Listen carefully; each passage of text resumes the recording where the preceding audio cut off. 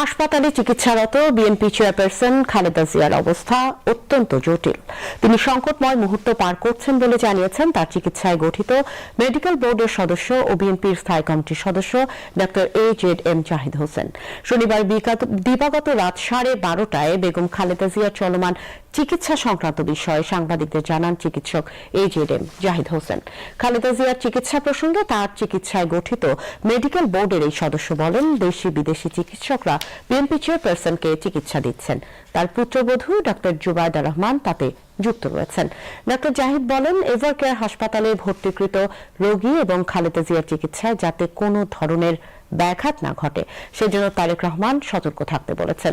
দলীয় নেতা কর্মীদেরকে হাসপাতালে অহেতুক ভিড় না জমানোর আহ্বান জানিয়েছেন তিনি।